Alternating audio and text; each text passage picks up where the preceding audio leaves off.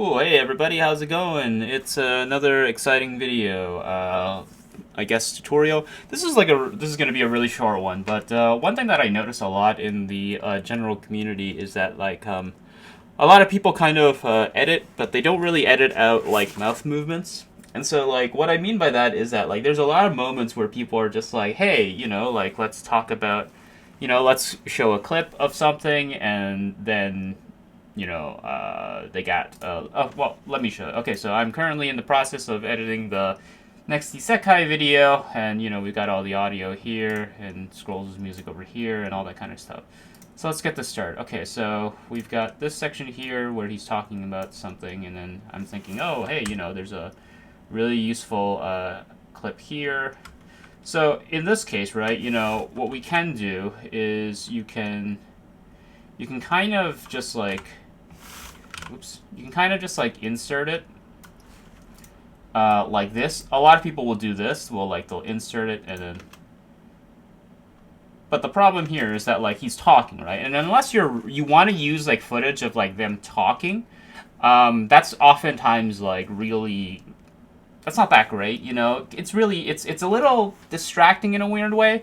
But I'll show you guys. So one of the things you can do is you can just like not have the mouth move, and so like that sort of gives it a little bit more of like a that gives it a little bit more of like it's a little bit more well put together for the sake of the video, because you have one clip that's like where the mouth is moving and so on and so forth, but it doesn't it doesn't match up with the narration of the video that's you're working on. So like you don't want it to be discordant. You want it to fit in properly.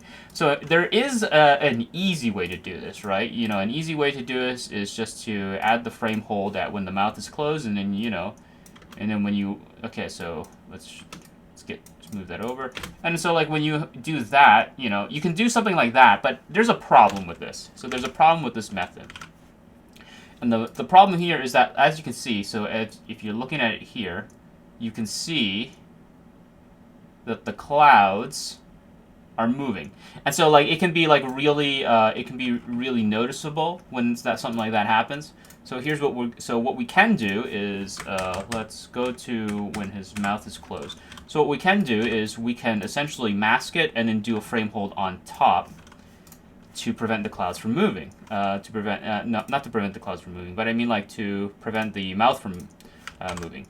So what we're gonna do, the idea is very simple. What we're gonna do is we're just simply gonna mask the top.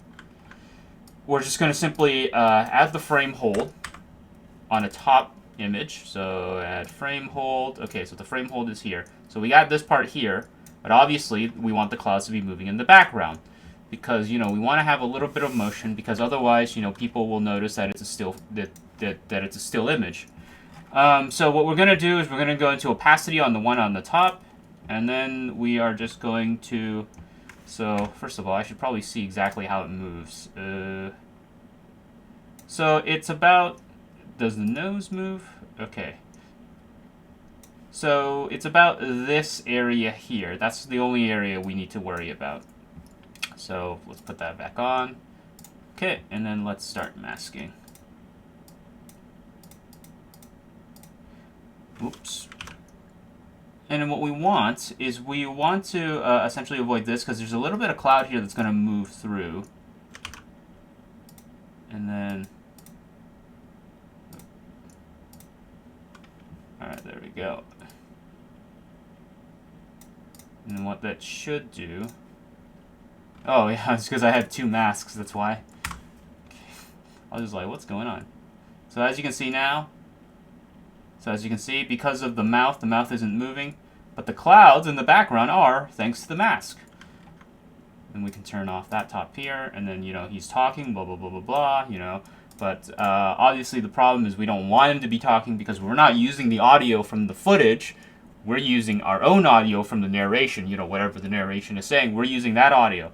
So, we don't want him to clash. We don't want the visuals and the audio to clash like that. So, that's good stuff. We use it. So now... So, obviously you can see the mask like pop up, but hopefully, we don't have to go like that far, right? We don't have to go that far. We don't need, what is that, 25 to, yeah, that's a 6-second clip, it's not, we don't need it that long. We just need it probably for like that part. And like there's a few like other things, right? So for example, you might, because there's no mouth movement, if you do need it that long, you can go let's go to speed, and let's add in the duration. Well, let's say here we okay, that's when it cuts off. So let's go there, and then let's go. Okay, so we want that to be okay. That's 5 seconds. So let's go. Let's say we want it to be like 10 seconds, right? 10 whole seconds of just this, right? So the obvious challenge here is, let's go speed. Oh yeah, sorry, I messed up. I forgot that like frame hold loses its property when you like when you modify its speed. So like let's go there and then boom. The clouds are a lot slower now. They're like half the size, they're like half the. They're half like the rate, but you know it's still there. It's still moving. Mouth is masked over, and boom, everything's done. That's a very simple thing that a lot of people kind of don't do. I wish more people did it, but you know this is a really easy way to sort of mask the mouths closed if you don't need the mouths. You know. It obviously gets a little bit more tricky if characters are moving while they're masking, but all you have to do there is if you open up After Effects, you can just link it up to some other thing, and then you can just link it up to some other part in the footage, and then same thing, same theory applies. But yeah, that's pretty much it. Yeah, hope you guys found it useful.